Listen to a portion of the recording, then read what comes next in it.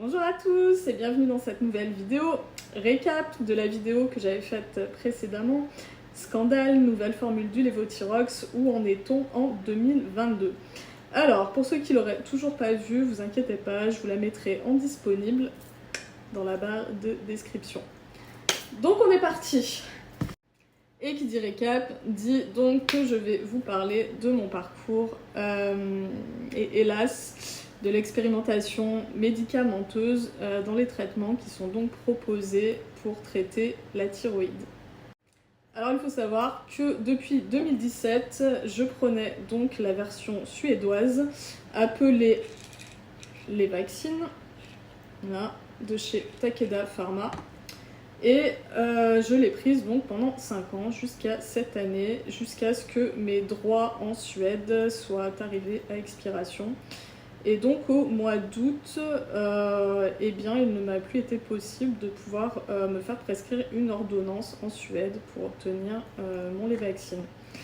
Et de plus, cette année, j'aurais pu avoir donc 2 boîtes de 100 comprimés pour tenir à peu près un peu plus de 6 mois si je ne m'abuse.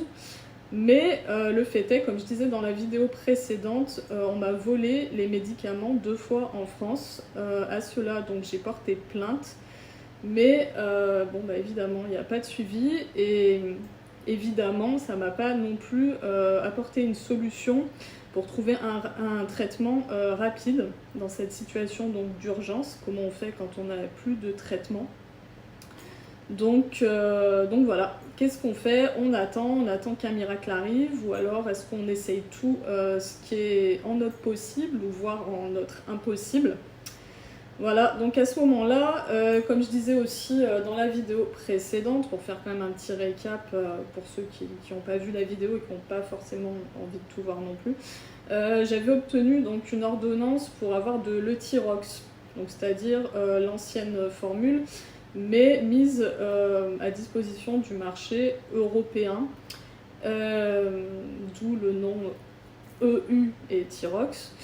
Et donc en ce moment en France, la version qui est commercialisée, c'est la version russe. Donc voilà, j'avais encore un léger espoir. Je me disais que bon, tout allait bien se passer, que j'allais avoir un stock également pour 6 mois, parce que les boîtes de Thyrox russe, c'est aussi des boîtes de 100 comprimés. Et voilà, je me faisais une joie, je me disais bon bah c'est bon, je vais être sauvée, je vais reprendre ma vie normale, tout va bien se passer, mes sorties, mes projets, mes voyages. Et puis voilà, je suis arrivée donc à court de ce Levaxine, on va dire. J'ai fait un peu mes dernières sorties avec le stock qui me restait. Voilà, les choses qui m'importaient énormément dans ma vie, notamment jusqu'à mon petit trip à Paris. Voilà, je cite la conférence du Rab Shriki. Si regarde cette vidéo, se reconnaîtra, merci énormément. Et à la suite de ça, donc en avance et dans l'attente d'un prochain voyage qui aurait eu lieu 3 semaines plus tard, je me suis décidée donc à tester cette formule de Thyrox russe. Je me suis dit bon bah en 10 jours je serai bien, je serai stabilisée et je pourrais partir tranquille dans le pays de destination que j'avais choisi, voilà, que je tairai pour l'instant. Et donc, on arrive au test de cette version. Et bien, j'ai déchanté. Je suis tombée de très très haut et je suis tombée très bas. On va dire qu'en une seule prise, c'est quand même ça qui est le plus phénoménal, et bien je me suis retrouvée complètement dans le mal. Exactement le même mal qu'à la prise de la formule NF, donc la nouvelle formule. Pour décrire un petit peu à nouveau, pour ceux qui ne sont pas au courant et qui n'ont toujours pas envie de voir la vidéo précédente, donc la tête en vrac complet, les migraines, ça fourmille, ça picote, au niveau du 3e œil aussi, c'est des douleurs incroyables et insupportables. On a une espèce de casque au niveau de la couronne. Au niveau de la couronne du cœur aussi, c'est vraiment la souffrance pure, plus la tachycardie. À la différence de la NF, par contre, cette fois, j'ai eu la vue brouillée. Donc ça, c'était horrible pour moi, c'était inédit et horrible. des problèmes respiratoires, je sentais ma voix coupée pendant un certain temps et je m'en suis aperçue surtout, étant donné que je suis chanteuse, quand j'allais faire les lives, je me suis aperçue que ça sortait plus. Même ma voix, elle était en train de changer, il n'y avait plus rien, il n'y avait plus d'émotion, limite il n'y avait plus d'âme et ça se coupait pendant un certain temps, puis ça revenait, puis ça se coupait, c'était horrible. Des douleurs musculaires, donc lancinantes, surtout au niveau de l'aine gauche. Voilà, après dans les jambes aussi, mais c'était surtout au niveau de l'aine gauche. Vraiment, je me plaignais, ah mon dieu, mais qu'est-ce que c'est que ça? C'est une appendicite inversée. Voilà. J'ai eu des nausées et même des vomissements à un moment donné. Alors, malaise et vertige, bon, c'était toujours d'actualité. L'agressivité aussi qui remontait en flèche. Et comme d'habitude aussi, cette lourdeur, cette pesanteur qui est vraiment incomparable, quoi. On se sent vraiment aspiré, tiré vers le bas. Et moi déjà à l'époque j'appelais ça l'énergie des papillons noirs et je vais rester sur cette expression et j'en reparlerai plus tard, je pense dans une deuxième vidéo qui sera une vidéo un peu plus spirituelle. Voilà, j'expliquerai peut-être en guise de conclusion pour faire une transition. Donc voilà, vraiment dans le mal, très fatiguée, que dormir et en même temps des réveils sans arrêt, des sueurs, des démangeaisons. J'ai eu des apparitions aussi de rage sur la peau comme de l'urticaire. Vraiment, je pouvais rien faire, hein, bloquée au lit. J'avais l'impression d'être dénuée de toute mon énergie, de ma lumière, de mon âme, la tête complètement ailleurs. Enfin voilà, vraiment comme l'ANF. Et donc évidemment j'ai pas repris ce cachet le lendemain. J'ai dormi. J'ai fait une sorte de détox, j'ai très peu mangé aussi, j'ai beaucoup bu. Et le lendemain j'ai quand même repris, je voulais pas à la base, je voulais arrêter pendant 2-3 jours pour vraiment faire une détox, mais j'ai quand même repris les vaccines qui me restaient, il m'en reste très peu, hein, en fait il m'en reste 15 maximum. Mais je ne vais pas les prendre tous les jours parce que je suis en attente d'un traitement stable, voilà, donc je rationne en fait, c'est grave d'arriver à rationner mais j'en suis là. Et donc j'ai quand même pris un Levaxine et à la prise de ce Levaxine ça m'a passé le mal de tête, mais il y avait encore des effets qui sont restés et là j'en suis à 3 jours donc sans la prise de ce poison russe, voilà. J'ai toujours les maux de tête, j'ai le symptôme le plus dérangeant en fait c'est le rash d'urticaire qui apparaît sur tout mon corps d'un coup et qui disparaît, qui réapparaît comme ça et c'est très démangeant, très irritant. J'ai toujours les maux de tête, les malaises, je suis toujours à côté de la plaque mais un peu moins qu'au tout début, je suis quand même au ralenti mais moins. Je sais que ma voix a changé mais c'est en train de revenir, j'ai vu quand j'ai chanté à nouveau, aujourd'hui c'était un petit peu mieux. La respiration c'est un tout petit peu mieux mais c'est pas ça encore. Le transit par contre c'est n'importe quoi. Mais je commence quand même à récupérer de meilleures fonctions cognitives. Donc j'espère vraiment qu'au bout d'une semaine je serai complètement rétablie de ce poison parce que c'est vraiment très handicapant. Voilà, et donc bref, tout ça en une seule prise. C'est ça le plus incroyable. Alors que c'est censé être exactement la même formule qu'avant au lactose avec les mêmes excipients. Et donc certains vont dire oui mais bon tu vois il faut quand même un temps d'adaptation etc. Et alors à ça moi je vais vous arrêter tout de suite et je vais dire mais alors un grand non et je vais vous expliquer pourquoi.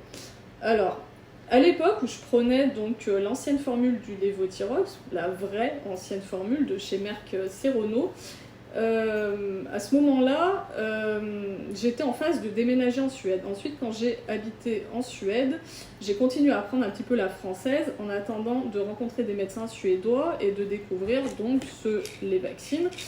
Et donc en fait à cette époque-là, quand j'ai obtenu le Levaxine, eh bien j'alternais en fait entre la formule française et le Levaxine sans aucun désagrément. Et en 2017, donc j'avais toujours des restes de formule française, j'avais toujours le Levaxine et j'avais essayé la formule italienne Euthyrox, mais qui était toujours de chez Merck Serono, donc comme notre ancienne formule. Et j'alternais du coup entre les trois. Un jour l'un, un jour l'autre, nanani, nanana, idem sans aucun désagrément. Aucun effet secondaire, aucune douleur, rien. Alors que là, en une seule prise, je me retrouve dans une situation, mais qui est semblable en fait à une overdose, voire même un empoisonnement. Alors que la formule, elle est censée être exactement la même. Donc, il est où le problème, en fait? Moi, je me pose la question, je me dis, on nous prend pour des cons, encore, et j'arrive même, je vais loin, hein, mais j'arrive même à me demander si les formules de Thyrox, en fait, elles sont pas trafiquées, si elles sont pas même basées avec des molécules, par exemple, synthétiques, ou alors même que les notices pourraient être mensongères. Vous voyez où j'en arrive dans ma parano, hein, parce que honnêtement, franchement, mais c'est impossible d'avoir de telles réactions s'il n'y a rien qu'à changer en fait. Et ces réactions, c'est des réactions d'intolérance face à un mélange, face à une formule qui est différente. Donc voilà, qu'on arrête de nous prendre pour des imbéciles, à nous faire bouffer du poison en nous disant que voilà, c'est safe, pas de souci.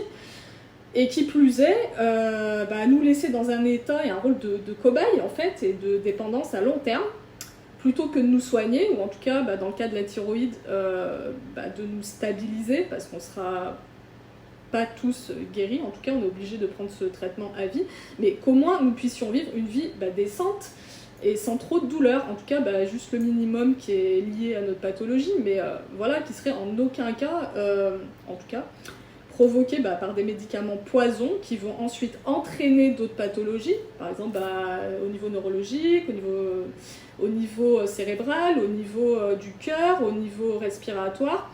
Et à ce moment-là, on va devenir encore dépendant, on va rentrer dans un cercle de dépendance d'autres médicaments, mais qui eux aussi finalement ils vont être dégueulasses, parce que qu'est-ce qu'on nous propose sur le marché en ce moment? C'est que des trucs dégueulasses qui nous détruisent encore plus, donc enchaîne, on continue, nanani nanana, et on s'en sort pas.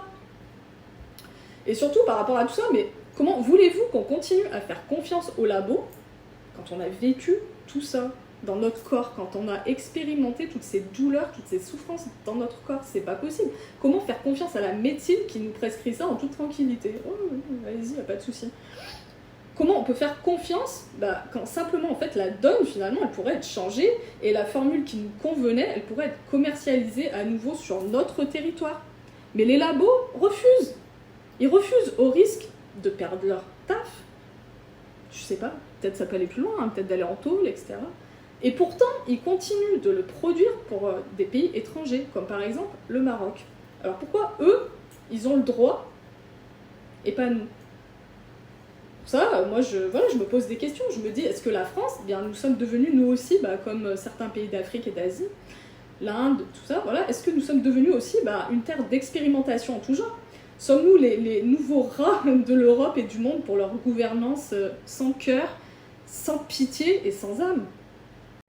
Donc je vous parlais du Maroc tout à l'heure, et si c'est vers ce pays qu'il faut se diriger, dirigeons-nous vers ce pays. Et donc je suis présentement en situation d'attente du traitement lévothyrox marocain qui soi-disant n'aurait jamais changé.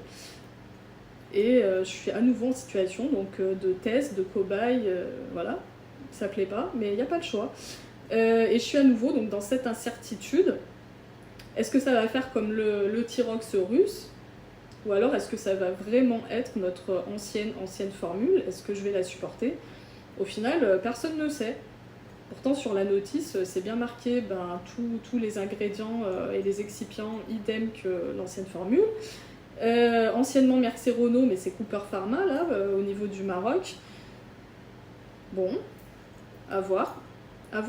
Mais dans toute cette incertitude, tout ce stress de l'attente et de ne pas savoir, on a le temps de se faire énormément de films. Et si jamais ça marchait pas, qu'est-ce qu'on fait? On va où? Quand? Comment? C'est ça les questions que je me pose. Je me dis, est-ce qu'il faudrait que je retourne en Suède? Carrément, est-ce qu'il faudrait que je m'y rende sur place?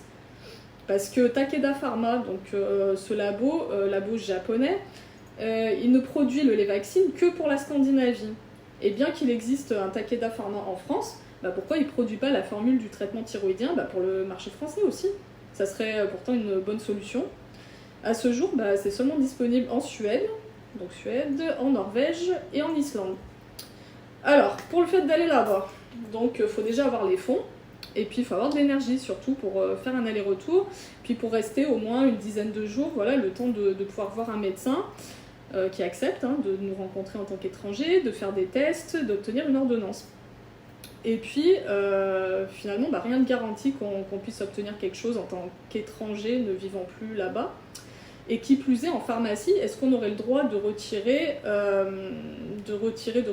qu'une seule boîte de sang, ou alors est-ce qu'on aurait le droit de retirer un traitement qui pourrait être adapté donc pour 6 mois par exemple, 6 mois, 1 an.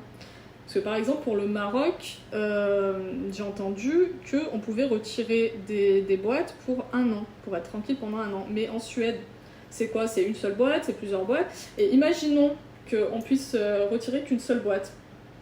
Ce qui me paraît le plus logique en fait pour la Suède, connaissant le mode de fonctionnement assez réglementé de la Suède, je pense que voilà, ce serait qu'une seule boîte. Et dans ce cas-là, ça voudrait dire qu'il faudrait se déplacer tous les 3 mois.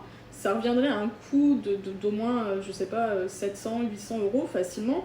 Niveau énergétique, j'en parle même pas. Et surtout dans la situation de handicap dans laquelle ça nous a mis, toutes ces expérimentations et tous ces désagréments. Énormément de personnes qui ne travaillent même plus, qui peuvent même plus vraiment bien sortir de chez eux, j'en fais partie. Et puis les fonds financiers et énergétiques, hélas, ça va de pair. Si on ne travaille pas, on n'a pas les fonds financiers. Si on est en situation de handicap énergétique, c'est difficile. Et quand bien même si on avait tout ça, est-ce que ça serait normal de rester dans cette position de soumis en fait, à devoir faire ça tous les 3 mois, se déplacer dans un pays étranger pour avoir un traitement. En fait, ça reviendrait à continuer à accepter la dissolution complète de notre bon traitement sur le marché français. Mais en même temps, comme on ne peut pas vivre sans le traitement thyroïdien, en fait, on se retrouve coincé, il faut bien faire quelque chose. Voilà, et c'est là où je refais encore le parallèle un petit peu avec les vaccins, où ils nous ont coincés finalement pour le faire, mais bon, ça, on pourra en parler plus tard. Et donc pour continuer le combat vraiment dans la matière, à proprement parler, qu'est-ce qui reste en fait d'accessible? Qu'est-ce qu'on peut véritablement faire de façon authentique, pratique, authentique et qui pourrait porter des fruits? Alors est-ce qu'on continue les plaintes? Comment on fait? Est-ce qu'on fait en solo? Est-ce qu'on se tourne vers des associations? Et les associations aussi, c'est pas joie et joie, je veux dire, pour en avoir vu l'envers du décor, c'est la guerre des clans, c'est le pouvoir, c'est les mensonges, l'abus, la manipulation, voilà, alors que notre combat, il n'y a qu'un seul combat en fait, c'est pour tout le monde le même, on est tous des humains, et voilà, ce combat il devrait être tourné seulement vers l'empathie, l'inclusion et la construction durable. Bref, donc voilà, moi niveau associatif, je suis déçue, je préfère continuer en solo et œuvrer pour la sensibilisation, ça j'en parlerai un petit peu plus tard. Voilà, je préfère continuer en solo que dans des environnements malsains finalement, où on n'est pas dans l'inclusif et le constructif. Donc voilà, je vais faire un dossier perso au TGI concerné, donc en l'occurrence c'est le TGI de Marseille pour continuer les plaintes. Et je vais aussi faire des plaintes à l'ANSM. Et l'ANSM, ça me fait rire parce que je regardais une vidéo tout à l'heure de Karim Ragnarok, pour ceux qui connaissent, qui parlait de l'ANSM, voilà, de la santé mondiale, et qui précisait heureusement qu'elle ne s'appelle pas l'organisme de la bonne santé mondiale, donc du BSM, parce que sinon ce serait vraiment des menteurs. Et ça m'a plu cette expression, parce que voilà, effectivement ça s'occupe de la santé mondiale, mais plutôt au niveau oui, expérimentation, cobaye, on maintient les gens en mauvaise santé, parce que c'est sûr que si on disait que c'était de la bonne santé, il n'y aurait pas de résultat. Mais bon, comme eux, ils veulent du chiffre dans les symptômes, du chiffre dans les observations, du chiffre dans les personnes malades, les nombres de personnes malades, du chiffre en termes d'argent. Voilà, ça au moins, ils ont réussi leur objectif. Bref, passons. Donc je disais, oui, œuvrer en solo, donc dans une lutte de sensibilisation. Donc moi voilà, mon message c'est ça, en plus de faire les dossiers solo de plainte, etc., c'est sensibiliser, donc encourager tout un chacun à s'exprimer et être libre surtout de s'exprimer, de ne pas rester sous le joug de leader de quoi que ce soit, de qui que ce soit, de je ne sais quoi, qu'il soit malade ou pas hein, d'ailleurs, voilà, il n'y a rien de forcé, il n'y a pas de pression à avoir en fait, mais je trouve que voilà, ça serait bien que chacun fasse entendre sa voix.